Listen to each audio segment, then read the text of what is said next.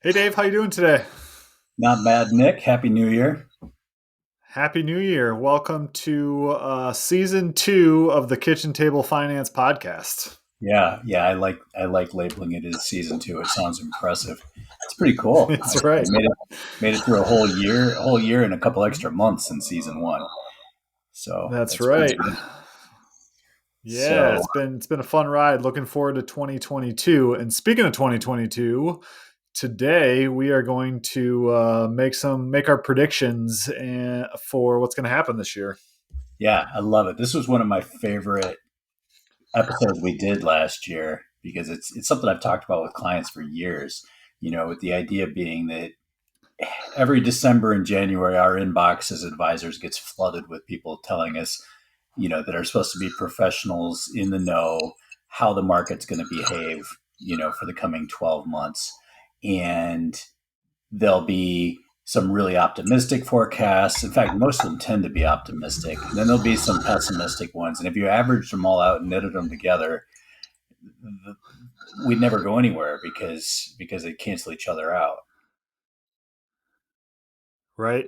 It's a an interesting point that you made that they're usually optimistic because if you're in the investment business and you're trying to get people to invest, you better believe that it's going to Right. be worth it for the year, right? Right. If they honestly in their heart thought it was going to be a really bad year, they would still try to find some room for optimism somewhere. But you've got to be careful with that. On the other hand, the markets usually go up if we look at history, right? Yeah. So I mean, you're definitely got a better batting average going positive than you do negative. right, right. So for today's discussion, I pulled a couple of articles that kind of summarize a lot of the predictions that are out there. Forbes puts together a nice summary every year, and so does Bloomberg. Bloomberg's is actually searchable, and they have like 500 different investment analysts' opinions on different topics, and so that's kind of a neat place. We'll have the link to these articles in the show notes for this, but um, you see things like Forbes really going on a limb here, saying that further risk of COVID and what the Federal Reserve does with interest rates will probably be the biggest you know drivers as we head into 2022. Yeah. um, really going on a limb Yeah. there. And So and it's one of my, and I think we talked about this at the last podcast, but one of my favorite quotes that I've heard about making predictions is, if you're going to make bold predictions, make a lot of them because right, eventually one will stick, and right, they won't remember the ones you got wrong, but they will remember the one you got right. right, right. And so they quote an analyst as saying the biggest question heading into 2022 is whether some catalyst will finally drive a big sell off. And it's when I read that I was like, isn't that every investor's question every year? Like, is something bad going to happen? Do I need to be worried about this? Right. And it's Exactly. And it's always the thing that nobody knows. right, right. So Morgan Stanley's target for 2022 is at plus 9%, and Wells Fargo expects I'm sorry, Morgan Stanley's target is actually at 9% down on the S&P 500. So they're kind of on the negative side. But then Morgan Stanley expects further strong gains. Sorry, botching up all my names here. Wells Fargo expects strong gains, and U.S. Bank predicts a plus 8% gain. So, kind of all over the map there. It's just fascinating to me that we have all these investment firms and we can literally go from -9 to, like, I think I saw one at positive 12 or 13 Mm-hmm. or something along those lines. And so it just goes to show you that none of these, if everybody had an 8% gain, that'd be one thing, but there's just such a range. It's interesting and somewhat scary to know that nobody really knows what's going on next year, and that's why these are just predictions, not really a scientific look at things. Right, right.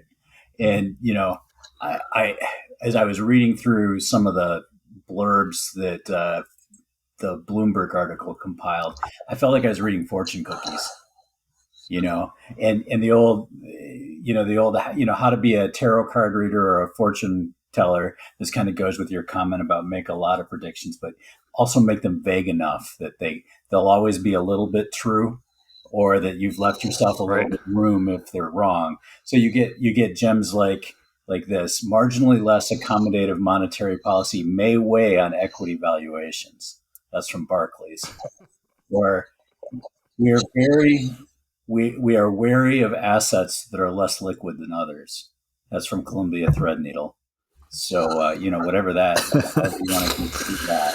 But if you make it vague enough, you're not really ever going to be wrong, right?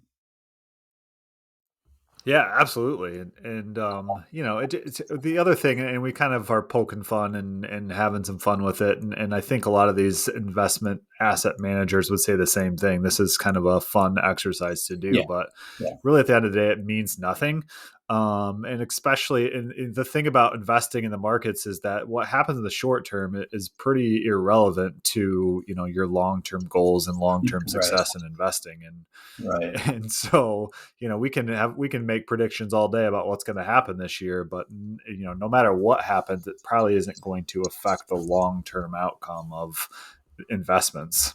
right. Well, and always keeping in mind that the goal of Forbes, the goal of Bloomberg, the goal of Money magazine, they're not there to necessarily give you the best push in the right direction with your finances. They're there to get you to buy their magazine or click on their links.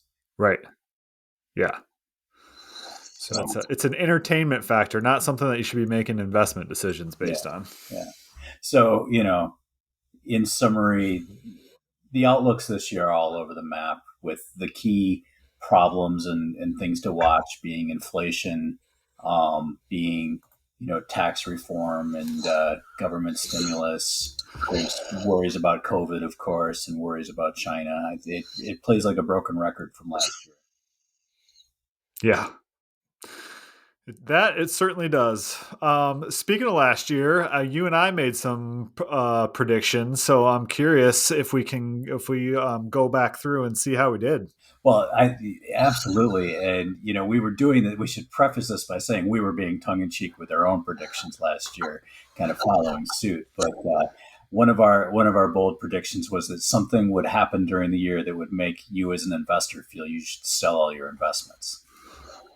And boy, that came true a couple times. Even though the market was very stable last year overall. The worst downside on the S&P 500 was a -5%, but we had headlines about the Capitol breach. We had the China housing market meltdown. We had Delta. We had Omicron. You name it. There were plenty of things to keep us on the edge of our seats last year, right? Yeah, and even looking back a year, you think that those things when they're happening are bigger than what maybe Right. the long term ramifications are. But true, and year in and year out, there's always something that goes on that makes you question where you're at from an investment standpoint. And Yeah. 2021 was no different. Yep. And my old standby when people ask me what the market's going to do, it was up and it was down, and but I feel Yeah. like I feel like this was more wrong last year than most years, because, like I was saying a minute ago, Mhm. the S&P 500 was only down from its highs 5% at one point during the year. That was the biggest pullback that we saw, and that was in mid fall with inflation numbers and kind of coinciding with the China housing stuff. Um, Most years we see a lot bigger, lot more volatility than we did last year, and I'll go out on a limb and say that in 2022 we'll see more volatility. Yeah, I'll definitely buy in on that one for sure. But you're right. Yes, last year was a pretty tame year. Obviously, we had the 5% drop, but in the grand scheme of things, that's a relatively tame year. So it did go up and down, but we'll give ourselves maybe 3 out of 4 for that one because Yeah, it didn't go down very much. no, So no. So this one we nailed. More, and it's another one that would be true just about every year, which is why we said it last year. But I think this was particularly true in 2021. If you look back at the headlines, that some company's stock is going to do really well and you're going to wish you had bought it. Oh yeah. In Yeah.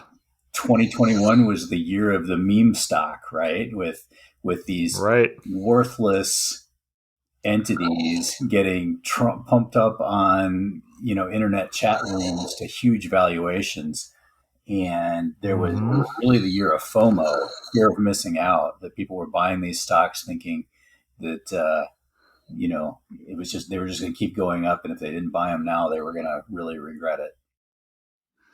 Yeah, really very interesting, somewhat bizarre and crazy scenarios around those stocks in particular, and, kind of the small investor versus the man, and kind Mm-hmm. of very interesting in terms of how that played out. And I'd be real interested if one of these, if they went back and kind of talked to some of these people now, six, Yeah, 8 months afterwards to see if they were still holding on or what they did, or yeah, if they made money yeah, or lost money. That'd be real interesting. But yeah. definitely, that was the big one that we saw last year. So this next one, I'm going to give us full credit on this one because in a way we nailed it, but I don't think it's really what we meant when we said it. And we had predicted that most people would face an unexpected expense sometime during the year. And at the time, I was thinking your hot water heater is going to die, the muffler's going to fall off your car. You're going to have something that you're going to be happy if you have a little extra money in the bank to deal with it, right? Yeah. And And what happened? We've all faced inflation this year, in this past year, that was the worst headline numbers we've seen in decades. Yeah, I mean it's something that we had almost forgotten about because it's been so tame and so small, but it kind of came out like gangbusters with supply issues and price pressures and things of that nature, and it was definitely a big story in 2021. Yeah. And, we always tell clients, whatever we plan, your plans are going to change, right? We're going to pick goals. We're going to set, Hmm. things we're going to try to achieve. In a year or two down the road, you're going to decide you want to do something different. That's just human nature. So we threw that one out there, as kind of a reminder to clients that sometime during the year, probably your plans are going to change. And, it was another year of, boy, can we book a vacation? Can we make travel plans? It was, Sure. so I feel like we were pretty much spot on that too. Yeah, well, and talk about some of the biggest changes, the what they're calling the Great Resignation, right? All these Right. people leaving their jobs and starting businesses, or getting into different Yeah. industries, and that's been a huge change on Yeah. the as far as the US scale goes. Yeah. And we're still seeing clients, reframing long-term goals, not maybe not as dramatic as a career change or resigning from a job, but around like what's really important. 2020, and then again through 2021, we've seen kind of a refocus around family and looking for meaningful ways to spend money that maybe wasn't as important in 2019 or 2018. Yeah, absolutely. So our biggest and least bold prediction for last year was that sound financial principles will always be the most important factor in your success. And, you know, I don't think we can go wrong stating that, right?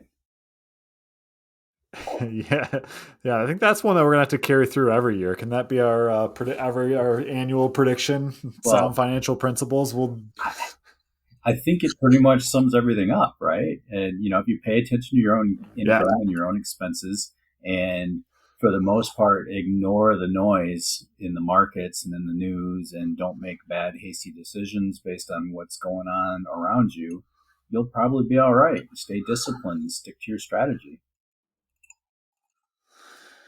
yeah, and I think you're right. The biggest point of this is, yes, there are predictions out there, and yes, they're sensationalized. But the more you can ignore them, probably the better off you're going to be. Ignore the noise, and like you said, stick with the sound financial principles, and that kind of slow and steady wins the race, and you'll be in a position to do a lot of things that you want to do. there you go. And I guess, the bottom line is people need to always keep in mind that if they built their portfolio properly, it wasn't built expecting things were always going to be great. It wasn't built on predictions. It was built on, long term how things tend to work together. And that means that it should Hmm. weather good times and bad times. And whatever Morgan Stanley or Wells Fargo thinks is going to happen this year is probably irrelevant. Right. Even if it comes true, Yeah.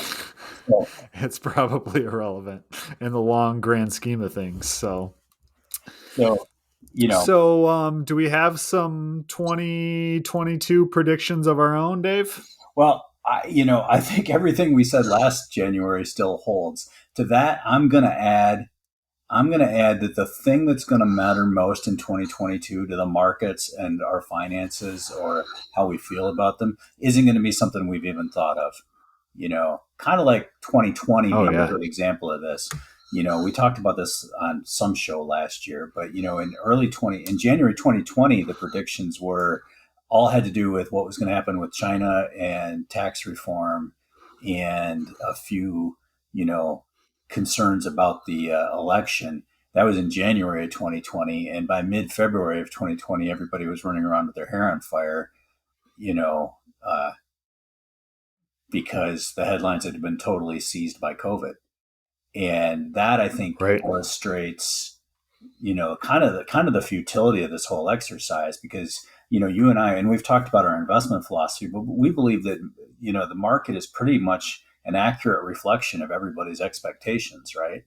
Whatever it is today is Hmm. based on Yeah. everything we know. And it's going to be that thing we don't know that's going to move prices up or down, that's going to have that impact. It's going to be the thing we haven't thought about and Right. couldn't and really And I can't. guess Yeah. and I guess from our vantage point, the best way to prepare yourself for that is to, understand that it can happen and what effect it might have on your portfolio. So when it does happen, you're ready for it, right? That the big mistake investors make a lot of times is they don't think it's going to happen. So that when it does, and then their portfolio's down, they react to it in a way that isn't helpful for their long term success by selling or getting out or doing something that doesn't really help them in the long term. Hmm. So, all right, because I kind of feel like this is going to become a New Year's tradition anyway, I'm going to actually pretend I work for Wells Fargo or Morgan Stanley for a second here. And I'm going to say that I expect at the end of the year, the S&P 500 is going to close up 5%. Oh, all right. I actually, in my mind, I was going to give 6%. So we're on a Okay, pretty similar I'm page. writing this down. So 5% Dave, All right.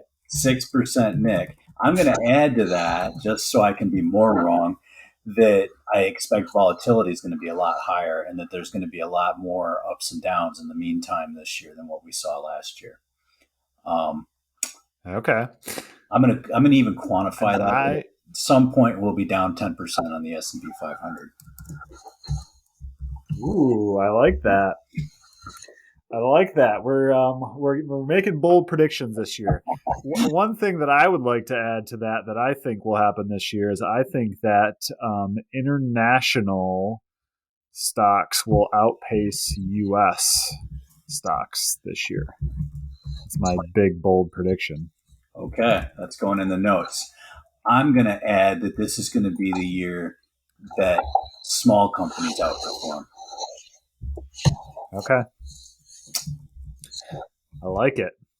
It's going to be an interesting January 2023 when when we see how we did. I love it. And I now I kind of, last year we were pretty tongue in cheek about it, but I kind of regret we didn't like nail down some real numbers just so we had this chance to look silly. There's a sports blog I follow pretty regularly with a particular college team, and on every Friday afternoon before a football game, they do a game preview article, and the last line is always "Great chance for me to look stupid," and he predicts the score. And he's never been right, but he actually Right. remembers it as, or chance for me to look silly or something like that. And so this is our Yeah. chance to look Right. silly. Anything I else like it. you'd add to that, I Nick? like it a lot. Oh, not really. I'm trying to think of other things that might be helpful that we can make predictions on. So I've been thinking about, I've been reading up and hearing a lot about this, and we've done podcasts on cryptocurrency. And this is not a cryptocurrency prediction, but I do feel like, and we've talked about kind of the technology behind cryptocurrency, and I feel like this would be a year where we might see some of that a little bit more prevalent as it relates to the banking industry and specifically, credit card processing and moving money back and forth. I feel like we're going to see some advancements in that this year. So that would be my kind of market related, kind of not market related. But I feel like we've been talking about it and seeing some things for a couple of years, and this might be the year where we actually see that hit the market in some way, shape, or form. I like it. I like it. Hmm. Well, I think that's Other than that, Dave, the only other bold prediction that I have every year is that the Lions will not win the Super Bowl. yeah, yeah. That's pretty bold. That's pretty bold. That's the So, only guarantee that I'll make. this has been fun, and I feel like we should add, for people that tuned in expecting, serious, market analysis, we will be doing a market update here going into the first quarter. But this has been fun, and I'm looking forward now to January 2023 when we can look back and see what actually played out. Yeah, absolutely. So be sure to check out the show notes. We'll put the links to those articles we referenced in the show notes for you. And then also, like Dave said, we will be coming out with more of a market analysis of kind of where things went last year and what that might mean for 2022 as well. So hope you enjoyed the predictions. If you have predictions of your own, we'd love to hear them. Send them to info@srbadvisors.com, and we will catch up with you all soon. Thanks, Dave. Have a great day.